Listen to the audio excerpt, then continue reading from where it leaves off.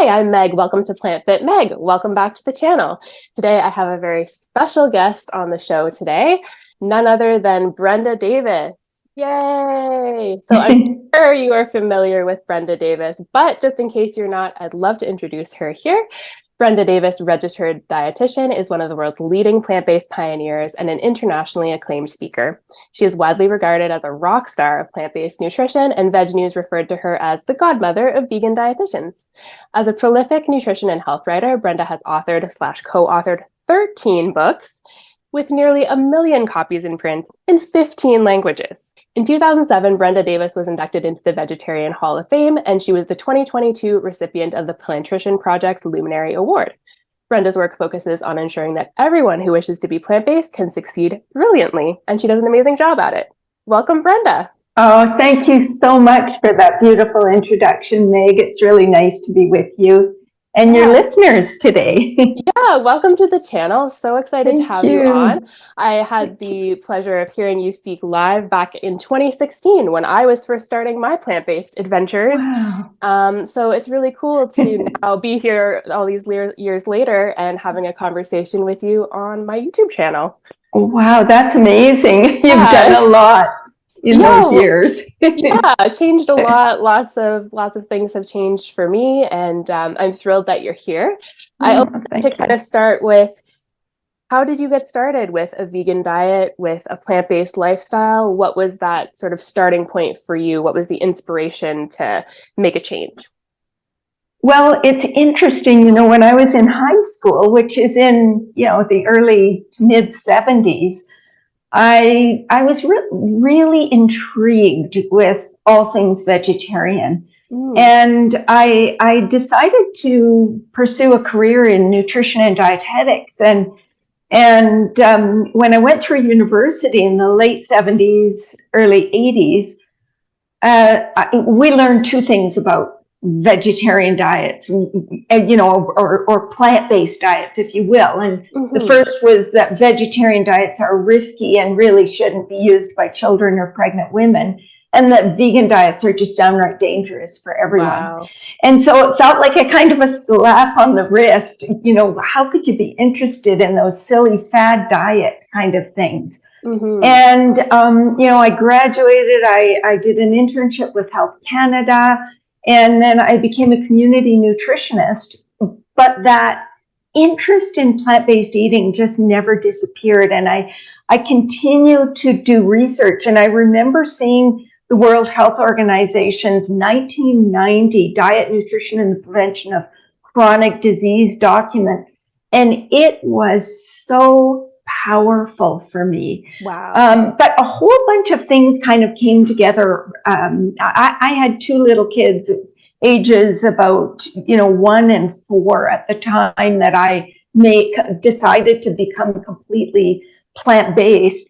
And I had been married about 10 years. This was back in 1989, I think.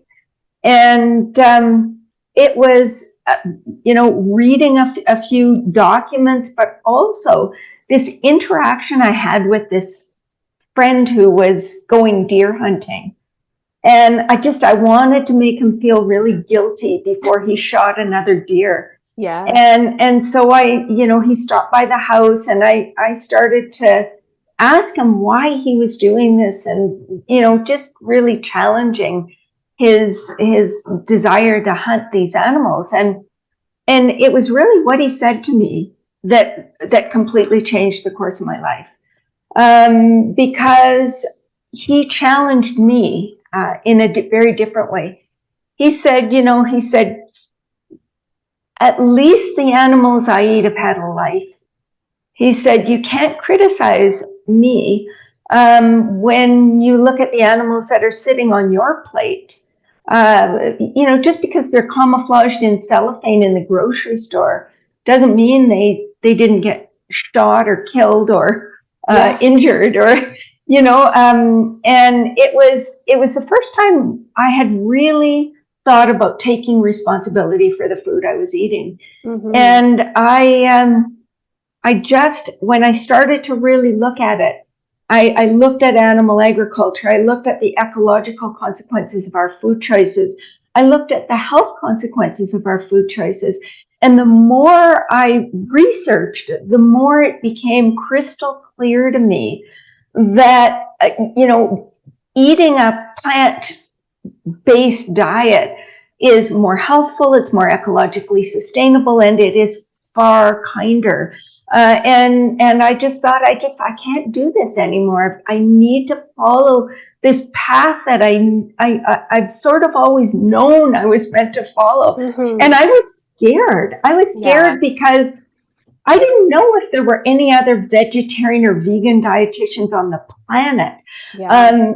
Everything I had in terms of nutrition education materials were built on food guides. Half of the guides were essentially animal products. Yeah. I was scared I'd just be ousted from the profession. I started thinking about what else I could do, and I thought to myself, I have to have the courage to stand up for what I believe in and to help move my profession forward from within rather than from the outside. And so I just decided that I would be very careful in making sure everything I said was evidence-based and that I was kind, compassionate, respectful in what I said, and I just forged ahead. Yeah. So anyway, that's the story, a little bit long. But that's incredible. And that's so powerful that, you kind of had this in the background, kind of this interest. And then your friend just has this really powerful message that just, a light bulb goes off, and we're so disconnected from our foods, particularly animal products, because they're just in the cellophane and they're just there and you buy them. Yeah. And, there's a very big disconnect between what it actually is. So it's really interesting that was part of you coming around. Yes, and the other amazing part of this story is that my husband, who was raised in Northern Ontario, hunting and fishing with his friends, I thought I need to ask him if he would be willing to do this with me, because I thought, we have little kids. I would rather do this as a family than trying to, figure out how to forge ahead. Eating different types of foods. And so I said to him, I need to become completely vegetarian. I just, for so many reasons. And I'm just wondering if you would be willing to do that with me. Mm-hmm. And he looked at me and he smiled and he said, I thought you'd never ask. He said, I'd love to be a vegetarian. He said, when I was in school studying the environment, our professor always said the greatest contribution you could make would be to eat lower on the food chain. Yeah. And so he said, I would love to. And I think, I actually think he was always a bit of a step ahead of me. So in the background. Yeah, I just count myself so fortunate in that because so many spouses don't respond quite as favorably. Yeah. That's such a wonderful, pleasant surprise, right? It really was. Yeah, I had a similar I decided to go plant-based when my little one was only 4 months old and we were trying to start solids and figure out what are we going to feed this kid. So I really made the case to my husband, like, I'm going to eat this way. I think we should feed our child this way. You can do your own thing, but, I really made the case, like, let's raise our son vegan. Let's do this, in a whole food plant-based way. This is, the best way forward. And as a cancer survivor and as someone with health issues, and he was fully supportive of me doing that. And then eventually he came on board too. So and it's awesome to have that extra support, because I know it's so difficult for families who are divided like that and have people eating different things, and it gets more complicated. Doable, but more complicated. Yeah. And it's those core values, because your reasons often for choosing plant-based are not just about your own personal health. They're about things beyond your own personal health, like the environment, like the animals. And when those really are part of core values, and when those differ between partners, they can really put a wedge in a relationship. So it is so nice when everyone's on board, and it doesn't always happen at the same time. but sure. quite often it happens eventually as the person's exposed to more and more wonderful plant-based food and to some of the, movies and lectures, and then they start to expand, their views a little bit. Exactly. What would you recommend to people who don't have that partner who is supportive or is really against going plant-based? What's your advice for people who are in that situation? Yeah, it's a really tough one, and it depends on the situation. It depends on how long you've been together, how long you were together as omnivores versus plant-based. When you first met, were you both omnivores, or were you already plant-based? And so there are a lot of things that, do you have children? How are they responding to it all?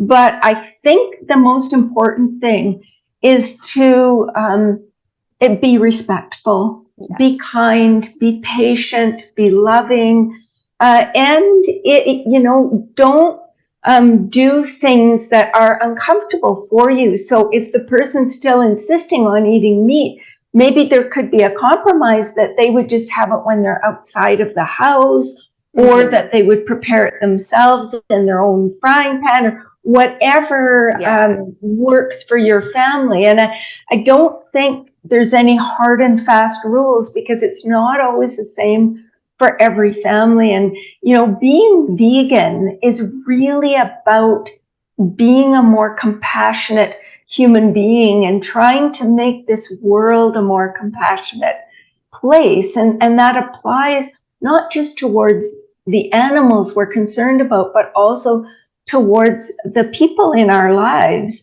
And so I think we need to keep our priorities straight and just trust that your influence will have an impact in time, and continue to make the most amazing food you can and share the joy of it all, and rather than being really pushy or judgmental. I think that's really important. Yeah, I think keeping it compassionate and keeping it kind are really key. And also, like you mentioned, making the food delicious, keeping it simple, and then people are more likely to sort of get on board with it. So your latest book is Plant-Powered Protein, and I recently had the pleasure of interviewing one of your co-authors, Visanto Molina, and she said that the impetus to write the book was actually from your publisher. They said, hey, people are asking about protein, they want this information. So why do you think that is still such a big topic in the plant-based world? Why is protein such an area of confusion and concern? Yeah, well, I think it is because protein has, really carried a bit of a health halo in our culture forever.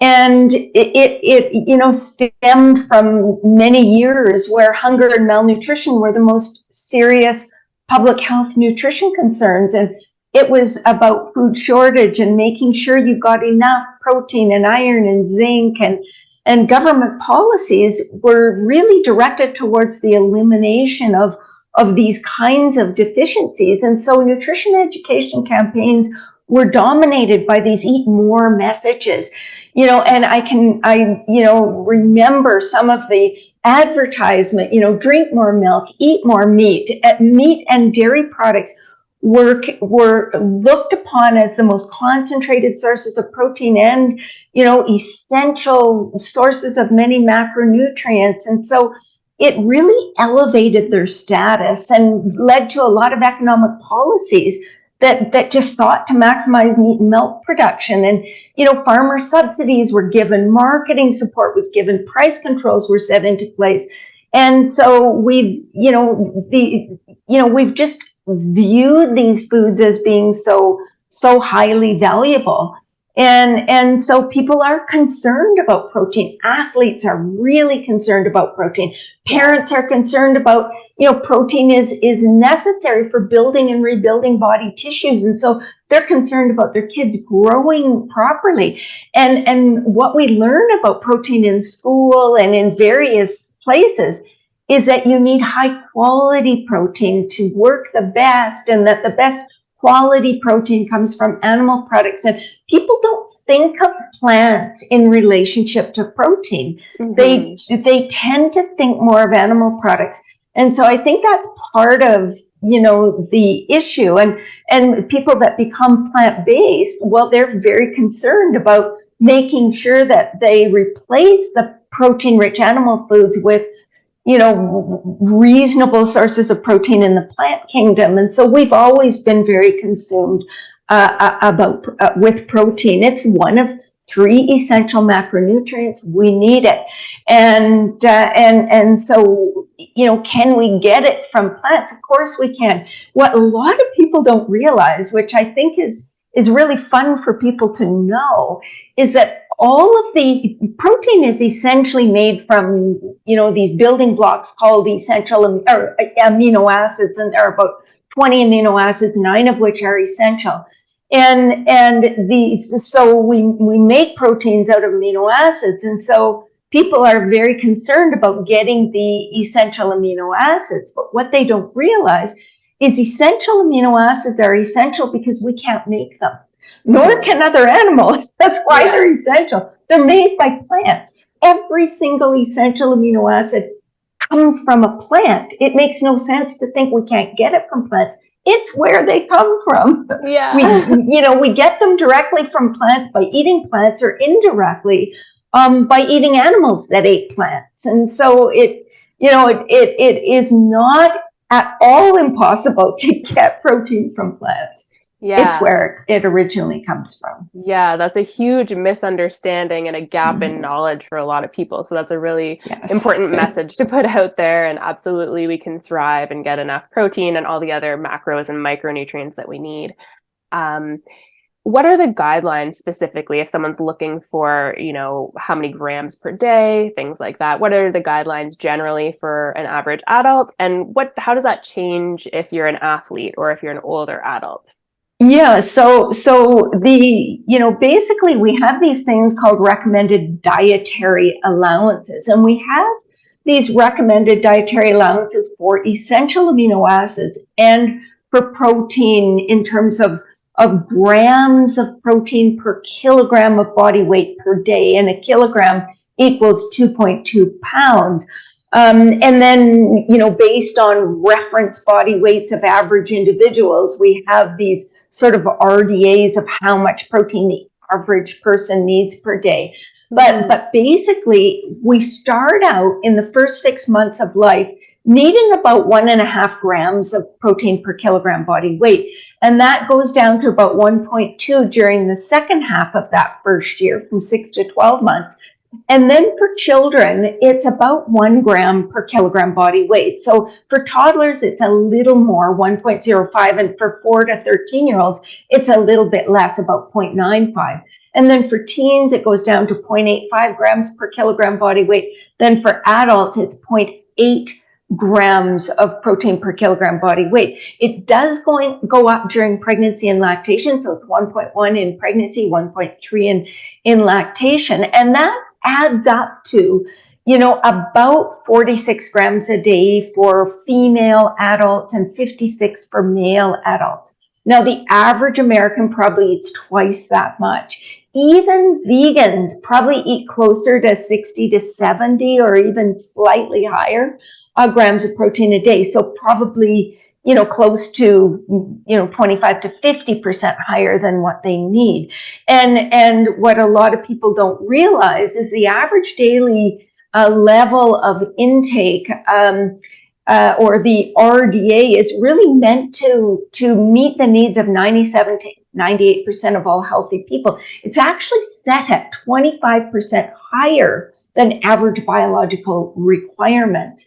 So now some people, like you mentioned, athletes and seniors, may need a little bit more. So for example, for athletes, we don't have a separate RDA for athletes, right? But there are recommendations by very well-respected sports authorities and nutrition organizations that suggest 1.2 to 2 grams of protein per kilogram body weight. Now, it's at the lower end of that range for the average endurance athlete, and at the higher end for the strength athletes or resistant trained athletes. Now, for ultra endurance athletes, it would be at the higher end too. But again, what a lot of people don't realize is that athletes eat so many calories Yes. that it's actually not that hard to meet those needs. So, for example, if you have a person who is eating 3,500 or 4,000 calories a day, getting say 1.5 kilograms or grams per kilogram would probably be about 13 or 14% of their calories from protein.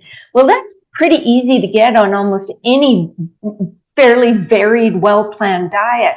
Now, and it's similar for the levels required for seniors is again another story, because seniors have some issues with using the protein they eat. So they can't break down the protein into essential amino acids and absorb it as efficiently. And seniors are at high risk for muscle wasting, muscle loss. We call it sarcopenia. And so many health authorities are now saying that in order to, ensure sufficient absorption of the essential amino acids to prevent sarcopenia, that seniors probably need in the neighborhood of 1 to 1.3 grams per kilogram body weight. Now, there's another group that may want to consider slightly higher intakes, and that's people eating very high fiber, whole food, plant-based diets. So if you're eating, for example, when people eat meat or dairy, there's no fiber in the food. So the absorption of the protein is not, blocked at all by the fiber. And so their absorption might be around 93 to 97% for those foods. And that's very similar for the lower fiber plant foods. So if you eat some sort of veggie meat or seitan, or you're eating soy milk or tofu or peanut butter, those kinds of foods you absorb about 92 to 96% of the protein from. But from whole grains and from legumes, you'll absorb about 10% less than that. So somewhere in the neighborhood of, sort of 80, 85% for most of those foods. So about 10% less than you would from the lower fiber foods. And so some experts suggest adding 10% to the RDA for people who don't consume a lot of these lower fiber plant foods. So they're really living on whole grains, beans, lentils, chickpeas, vegetables, fruits, nuts, and seeds. And they're not eating these more, somewhat moderately processed plant foods. So that, that's just to, if you want to really be on the safe side. But that amount that we add on for adults, that 10%, many experts suggest adding on a little more for children. So up to 30% for toddlers, 20% for 15 to 20% for older children. So, and a lot of people think, wow, that's a lot. But in fact, it's really not a ridiculous amount of protein. So, for example, if you add 30% to the RDA for children, well, the RDA is about 13 grams per day for children, while it would be about 17 grams if you added that extra on. So 17 grams of protein. When there are a number of studies looking at protein intakes in toddlers and children. And the biggest studies some of the biggest studies are from Germany, the Vecchi studies. And the Vecchi studies show toddlers consuming between about 2.3 and 2.7 grams of protein per kilogram body weight, regardless of their dietary. I mean, it was 2.7, I think, for omnivores, 2.4 for vegans, 2.3 for lacto-ovo vegetarians, but they were all over double the RDA of 1.05.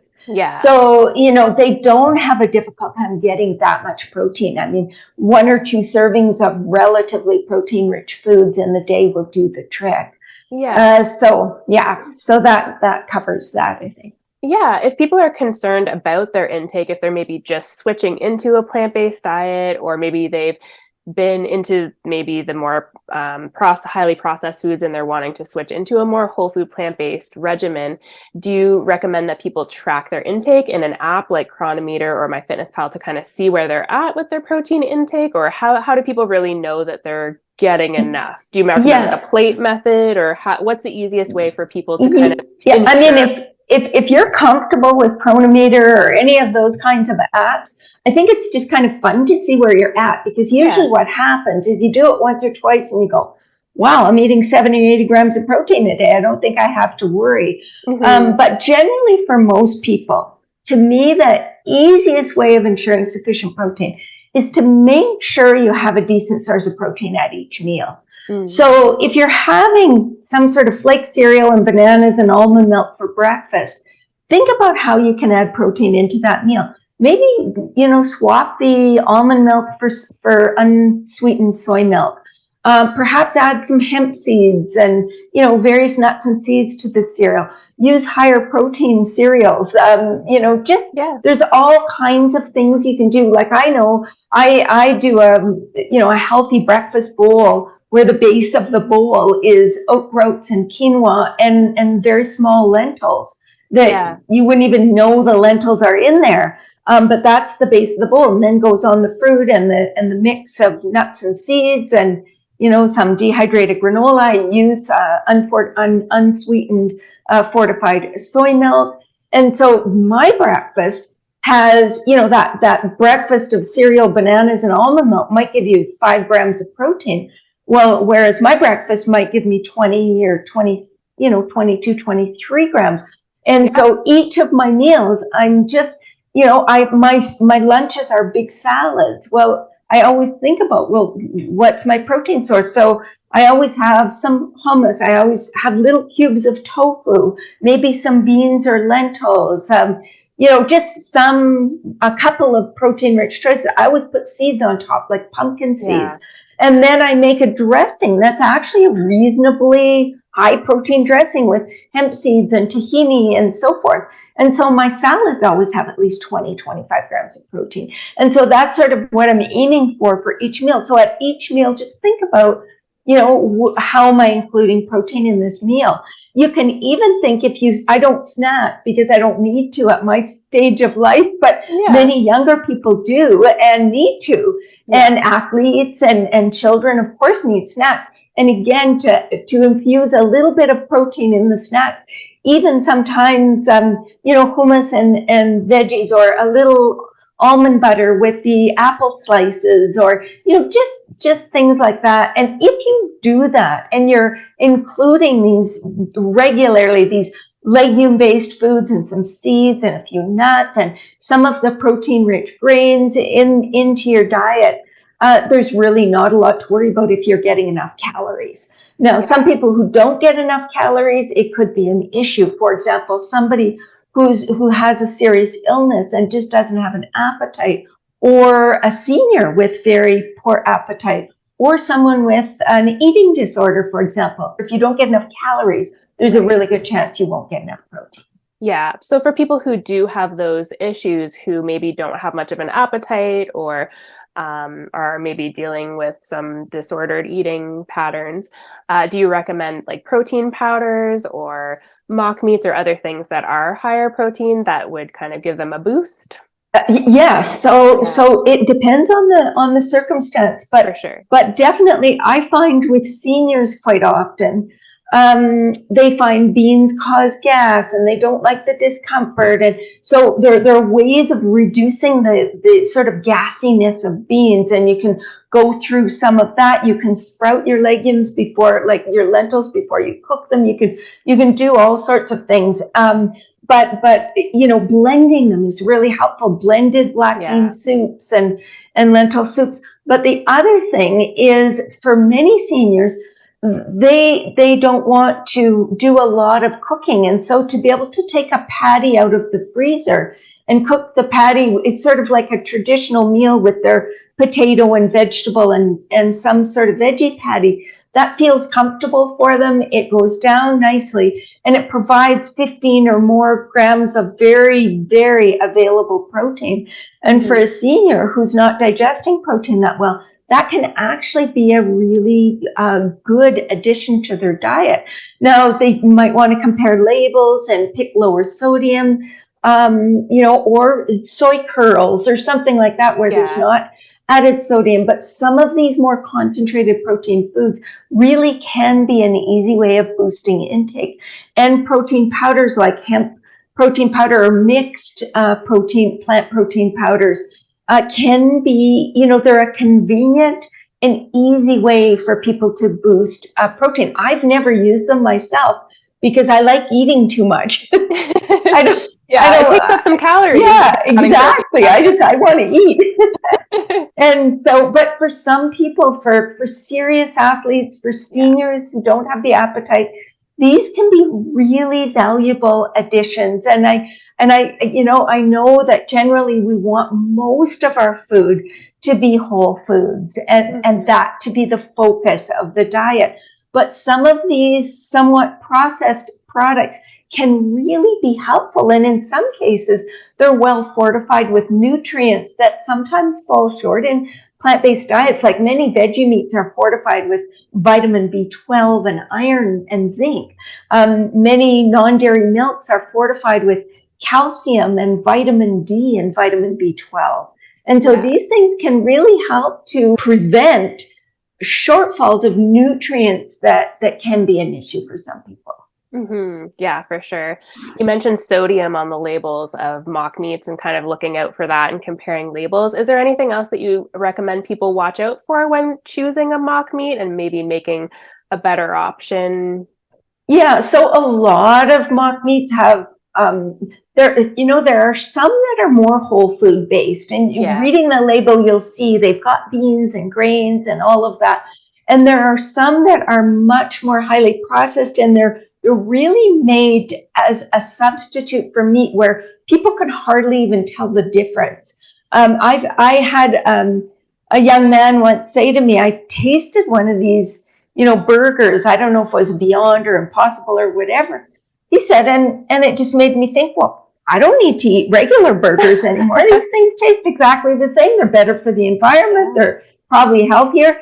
But a lot of those, mock meats that are made to be very similar to animal products are a little higher in fat. And that's how they get the texture of that's very similar to meat. And so they have coconut oil and some of these kinds of products added. And not that that's something that should always be off limits, but if you're concerned about chronic disease and you're trying to fight diabetes or something, you want to choose a product that's much more whole food centered. And so those are just other things. And look at the ingredient list. That's, what's there. I mean, sometimes some of the soy products are extracted with hexane, and, a lot of manufacturers say, well, there's really no hexane remnants, but some groups have found that there are. And so choosing organic can help you to avoid some of those concerning chemicals that might be present. Right. So those are just things to be aware of as well. Yeah. And I've also heard the argument from some people that having a animal-based option is more natural, and the plant-based options are more heavily processed. They're franken foods. They're not good for you. So how do these more processed plant foods compare to an animal-based product of the same type? Yeah, so I actually really, really appreciate that question, because I know a lot. I remember I can't remember where it was. I was at a restaurant.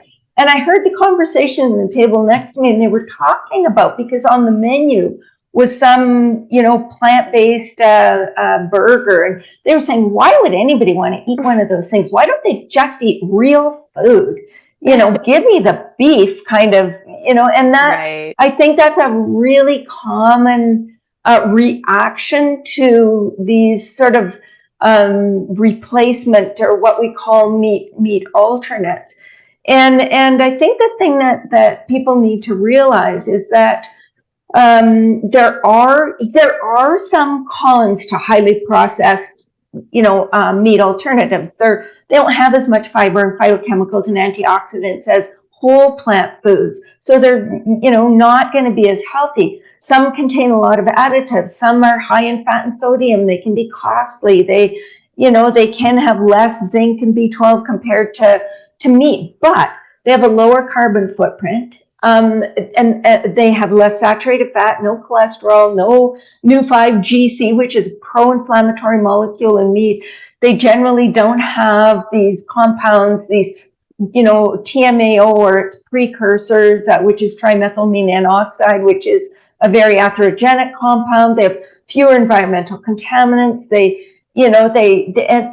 Actually, to me, the biggest advantage is they don't cause the pain, suffering, and death of animals. Yeah, and that's huge. And when you think we're slaughtering 80 billion animals every year on this planet, you think of what that creates for the animals. 90% of them are raised in CAFOs. It's horrific. It's absolutely horrific. So to me, whatever we can do to shut down slaughterhouses is worth doing. And and the lower carbon footprint, I think, is really important too. But there have been studies that have compared where you swap meat products for plant-based alternatives for like 8 weeks or 12 weeks or whatever it is. And what they found is that there are improvements in several cardiovascular disease risk factors, like reduced LDL cholesterol, lower blood pressure. They have a little more fiber. They are less inflammatory. So there are advantages, and I think there have been probably 4 or 5 pretty good review studies looking at these kinds of swaps. So I think it's an argument that doesn't stand up to scientific scrutiny. Yeah, that's really fascinating. And it's so interesting that these studies are coming out and that people are talking about it more and putting this information out there, and people are being reassured, like, hey, these foods are okay, especially if you're just having them, in moderation, and it doesn't make up, most of your diet. Exactly. People are getting the information they need about plant-based foods, and that they are safe, and that they are not any less sort of natural or anything like that than an animal product would be, because an animal product obviously goes through a lot of processing as well, which I think people have that disconnect and don't and it gets colored, right? And it gets preserved, and it gets a lot of things that can make. I mean, one of the worst foods that people can eat, based on the research we have, is processed meat. Yeah. And I think people also just need to realize that they criticize sometimes plant-based eaters, like, why would you want to have something that's like meat? But most of us grew up eating meat, and these are comfort foods like a burger or a lasagna or these kinds of foods, and so it's fun to have a plant-based version of these foods we grew up with. And also I think we need to think about, in terms of our kids being a part of groups, and they go with their little group for camping and they're all roasting hot dogs. Well, it's sure nice for the plant-based kids to have a hot dog to roast too, or have a burger when everybody else is having a burger. And so I love making my own homemade plant-based meat alternatives, like beet and lentil burgers and those kinds of things. And that's kind of getting to a higher level of plant-based eating, and that's what we want to strive for. But I don't think we can discount the importance of having reasonable substitutes for individuals as they're transitioning, or even as part of their diet. I remember having my in-laws, my daughter's in-laws visiting from Bulgaria, and their diet is very meat and cheese heavy. Meat, cheese, and bread is just a huge part of their diet. Mm-hmm. And they can't speak a word of English. And when they came over, we barbecued, and we included, beyond sausages in the barbecue. They didn't even know they weren't regular sausages. Yeah. And that I don't even, to be honest, I don't even really like them. Yeah. But there are times when those kinds of things can come in really handy, and there's a place for them. Sure. They can come into play, and they can have a place for sure. Yeah. I know in sort of the standard American diet space, people talk a lot about protein and the importance of getting enough protein. I find in the plant-based space, people are eating more carb-heavy diets typically, and especially with whole food plant-based diets. And there can be some fear around whole plant fats, eating fats.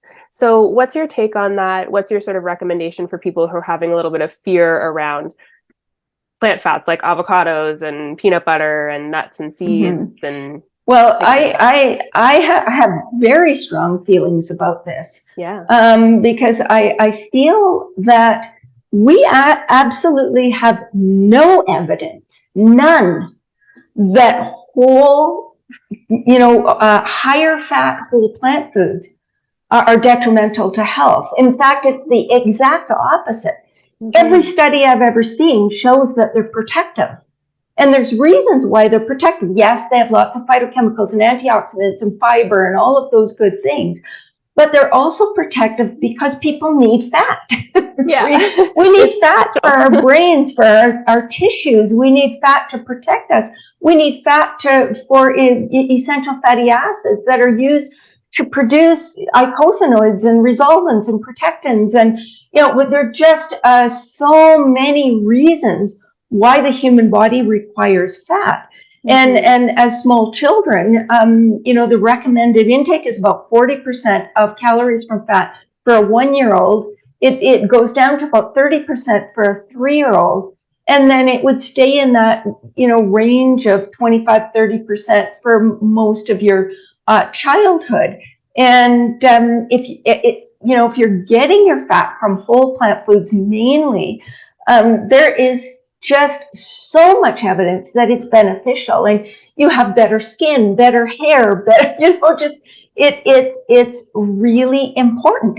And I know that some of the studies, many of the studies on vegans have been done, especially as it relates to chronic disease risk reduction, diabetes, heart disease, so forth, have been done using very low fat plant-based diets. Mm-hmm. But that doesn't mean, we've never done the studies comparing the very low fat plant-based diet with a whole food plant-based diet that maybe has 20% of calories from fat.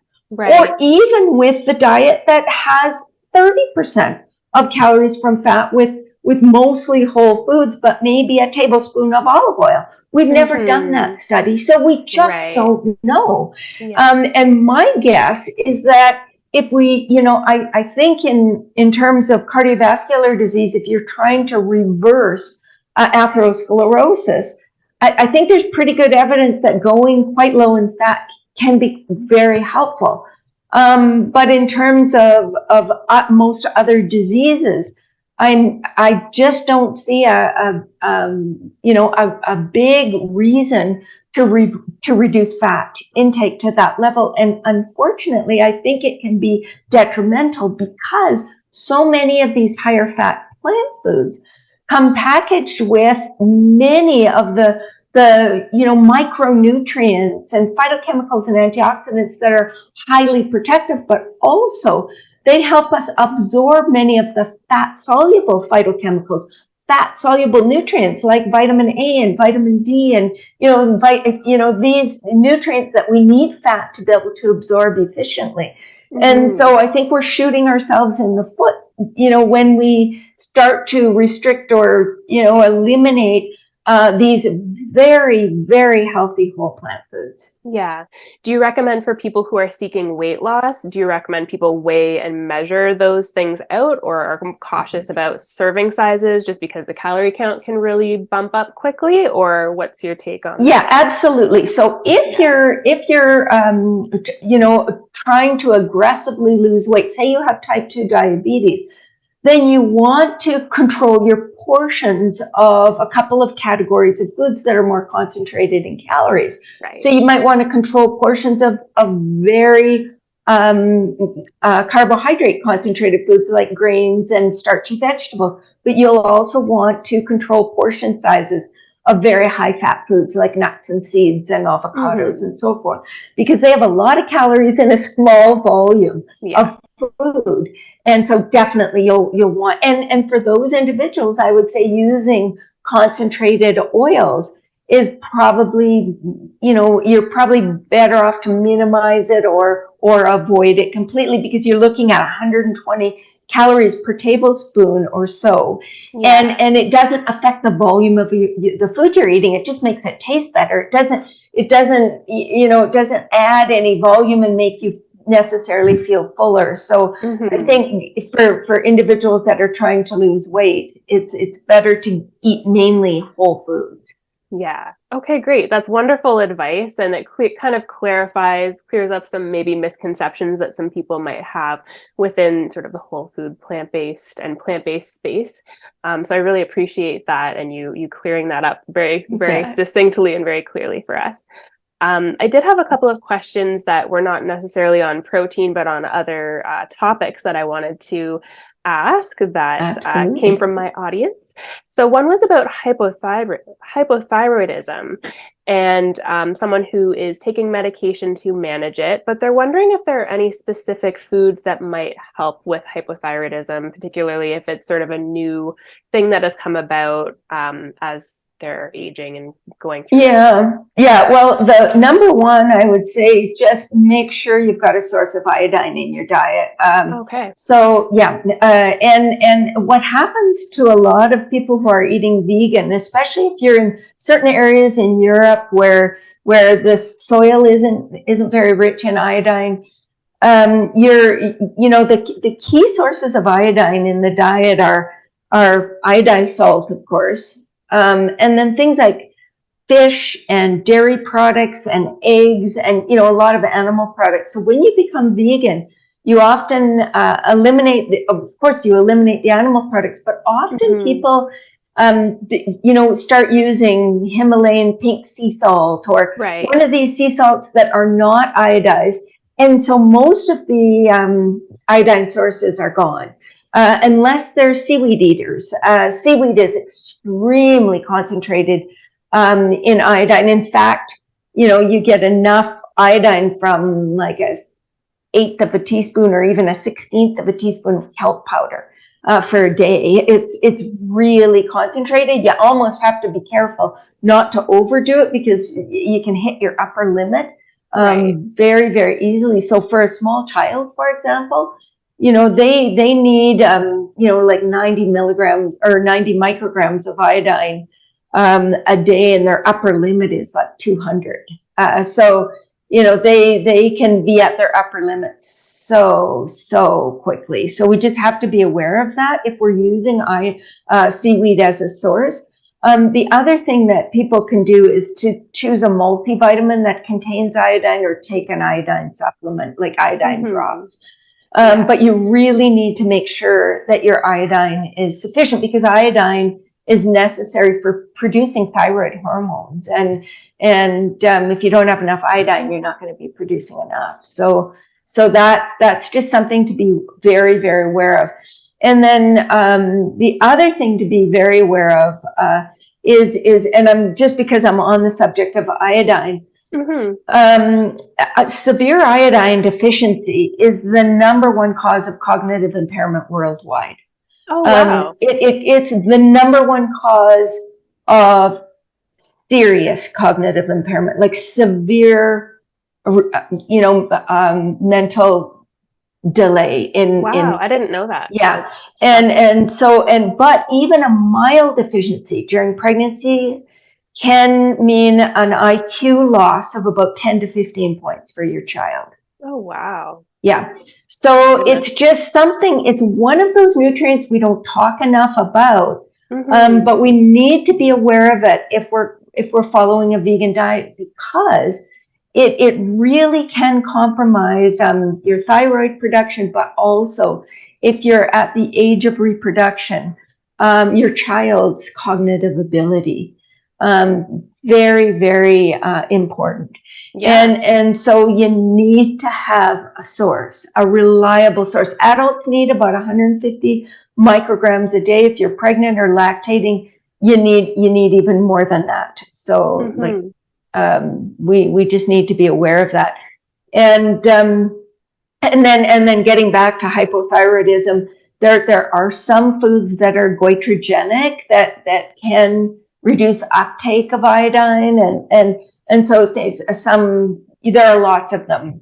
Soy foods, cruciferous vegetables, flax seeds, even things like peaches and millet, and there's just all kinds of them. And so goitrogens are not an issue if you get enough iodine.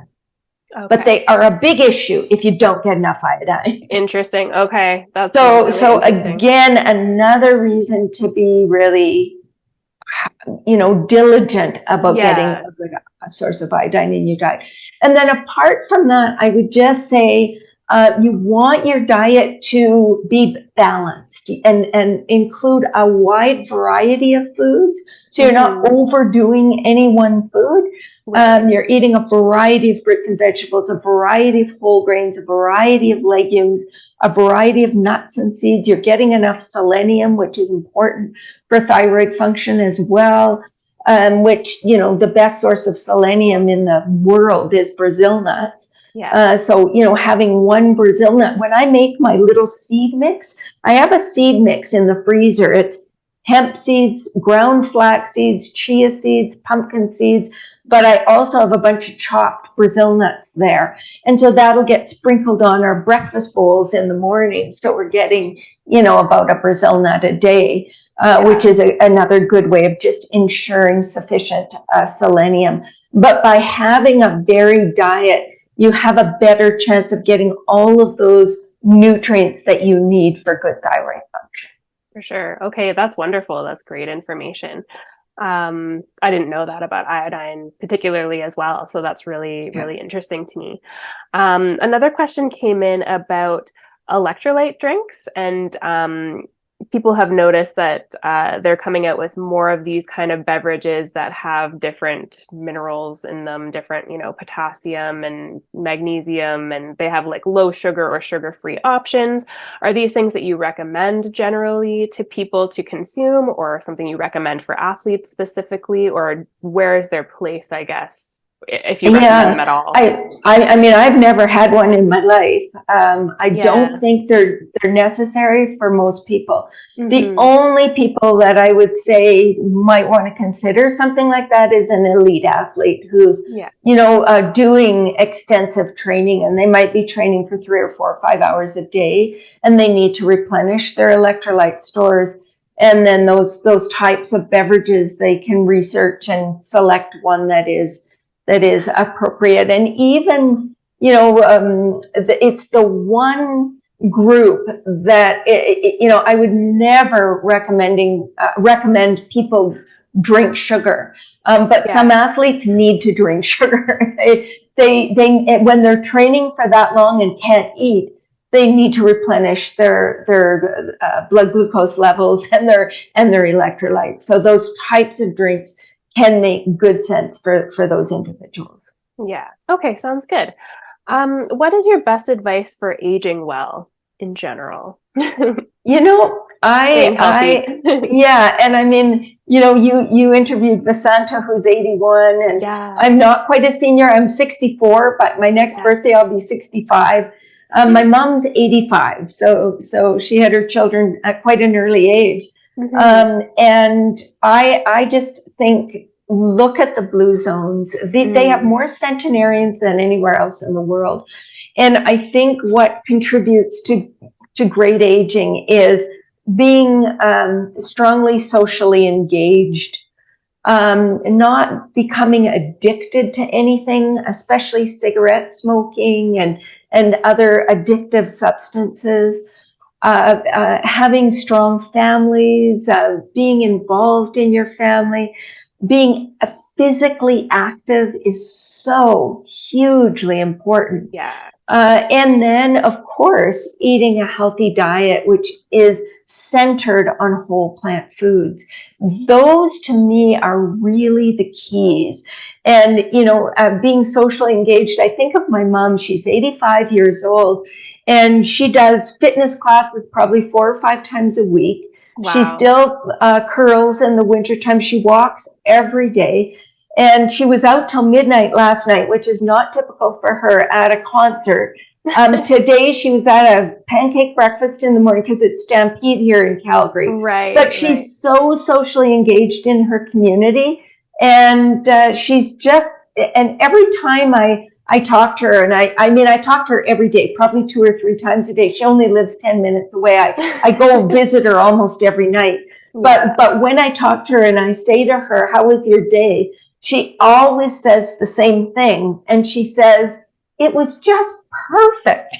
Oh, and then she'll, that's amazing. And, you know, I have an aunt, my mom's aunt, who I went for a walk in the woods with when she was 86 years old. And my mom was adopted at birth, and this is a birth aunt. So I didn't grow up knowing her. And so I was asking her a little bit more about her life, and she was telling me, you know, and my mom is just like her. I mean, it's unbelievable. Yeah, but I said to her, you know, she told me about having cancer when she was in her 40s, and she was in the hospital for a month. Oh. And I said to her, oh my goodness, that must have been so difficult for you.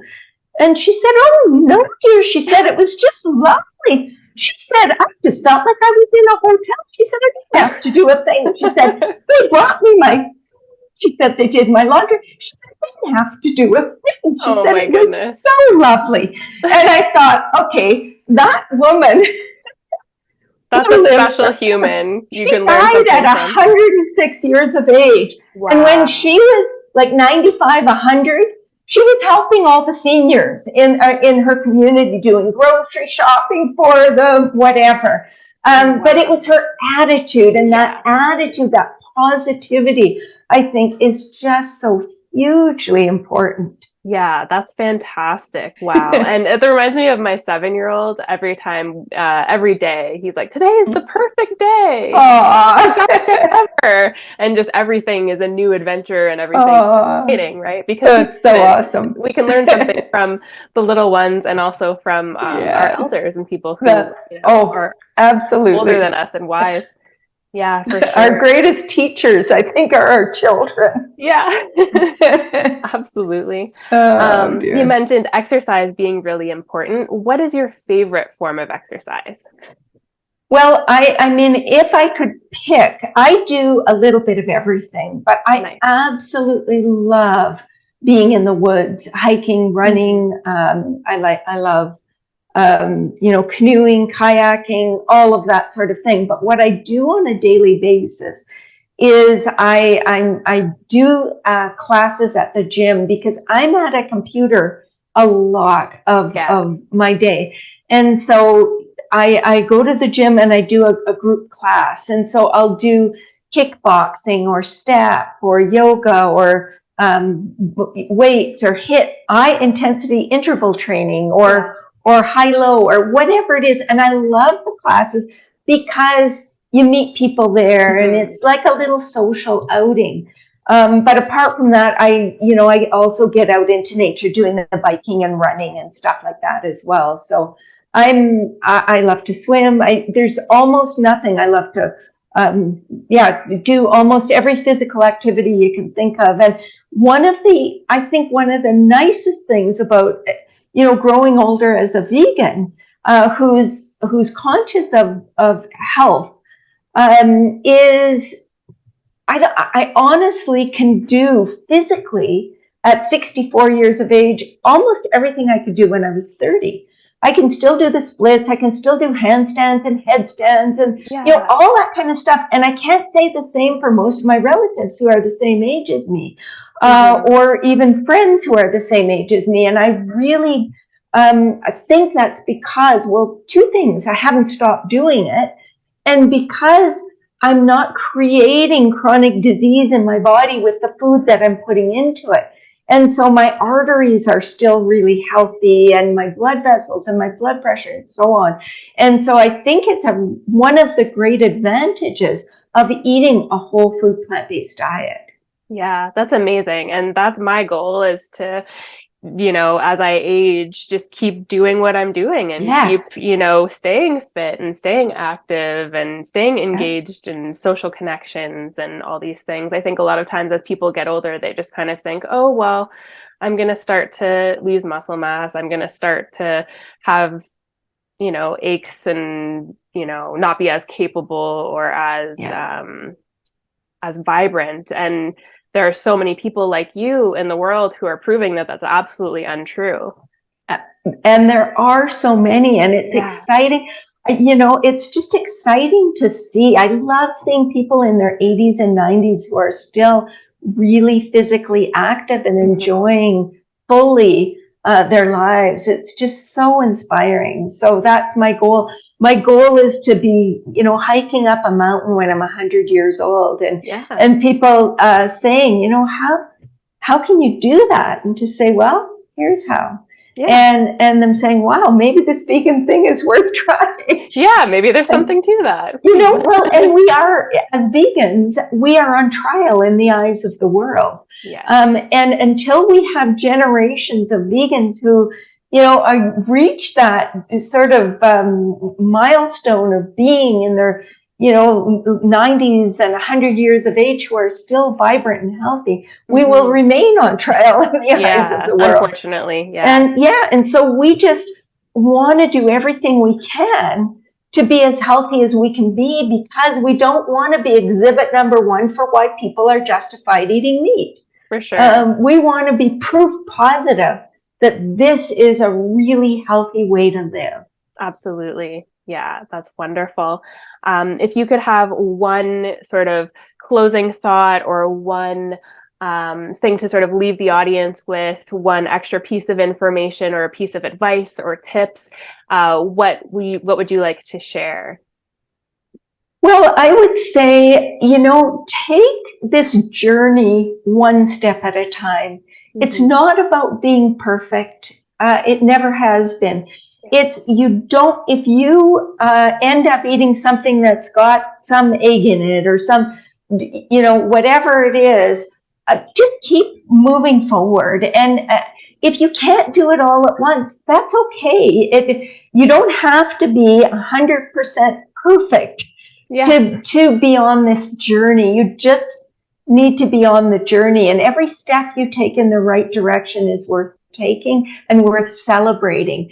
Even if it's as simple as switching from, you know, cow's milk to some sort of non-dairy milk, or from white bread to whole grain bread, or, you know, whatever steps you can take towards improving your diet and being just more conscious about your choices, recognizing where the food's coming from, being grateful for it, and trying to incorporate, you know, more and more healthy foods into your life. And, you know, you can't do it all at once. Like yesterday, I made some dehydrated seed and vegetable crackers, and they are the best crackers ever. Like, they're just so delicious. But it's a whole new thing for people. It would be overwhelming for them to think about something like that. This morning I made some cheese out of cashews, and it's fermenting now. And, you know, you just need to know a little bit more to get into that kind of stuff. You don't have to be there tomorrow. Just choosing, you know, taking the little step from eating, you know, puffed cereal to eating a really good steel cut oats or something like that is a wonderful, wonderful change to make.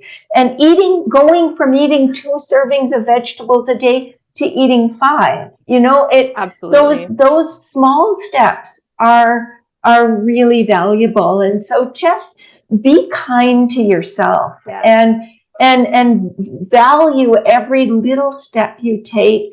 You know, go to some of these conferences on plant-based eating. You know, watch some videos, listen to podcasts, share with friends. Just do what you can do, what is comfortable for you at this stage. And when you're ready to take the next step, you can take the next step, and it's all good. It's all good.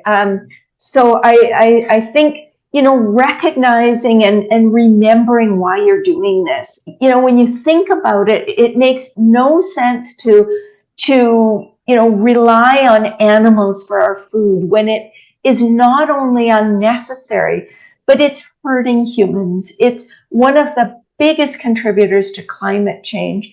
And it causes so much suffering for all of these animals who are used for food. And I think as human beings, we have a choice, and we need to take responsibility for our choices, and we have the power to do that.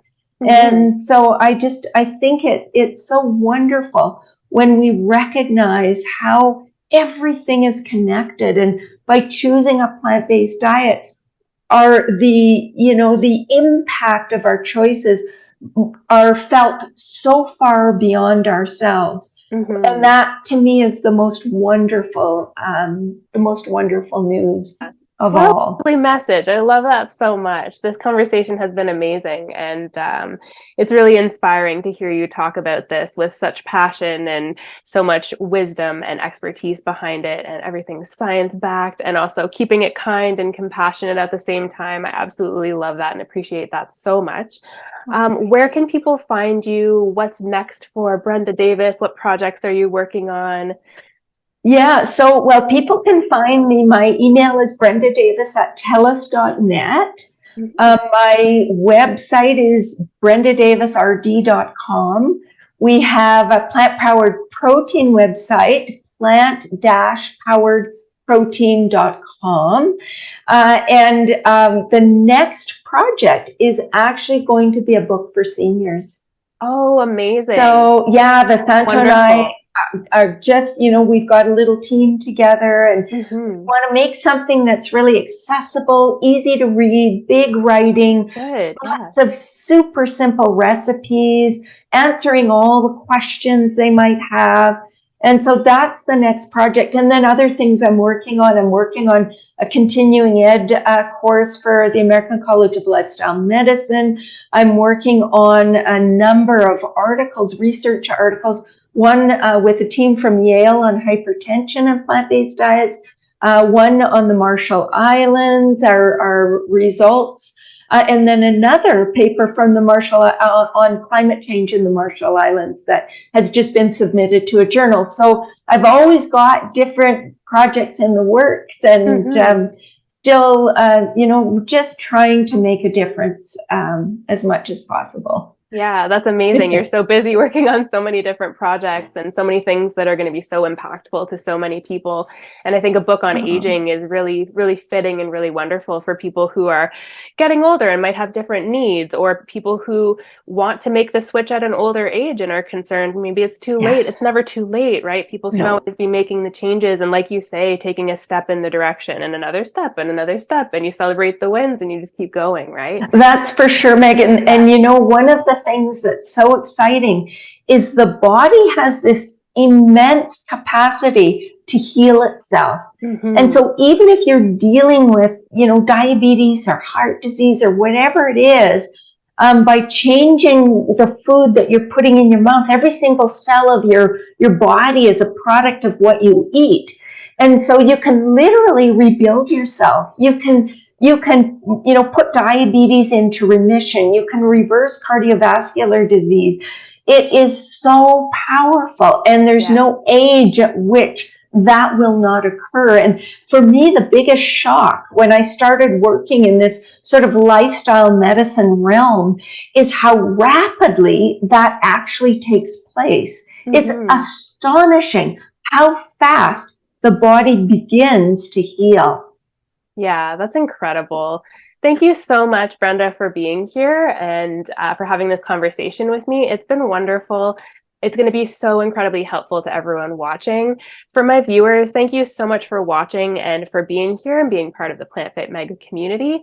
If you've watched through till the end of the video, put "plants have protein" in the comment section so that I know that you've watched this entire amazing interview with Brenda Davis. Thank you so much again for being here and sharing your wisdom with us. Oh, well, thank you so much for having me, Meg, and thank you also for all that you're doing to educate your community, and I'm sure the broader community as well. Oh, thank you so much. This has been wonderful.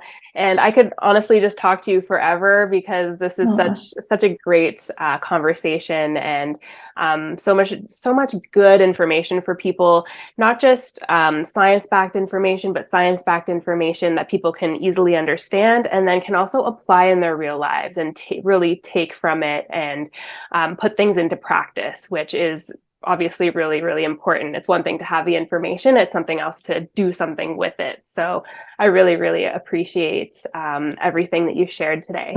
Thank you for that, Meg. Thank you so much. So for my viewers, I'll see you in the next video. I hope you're having an amazing day. Bye. Bye.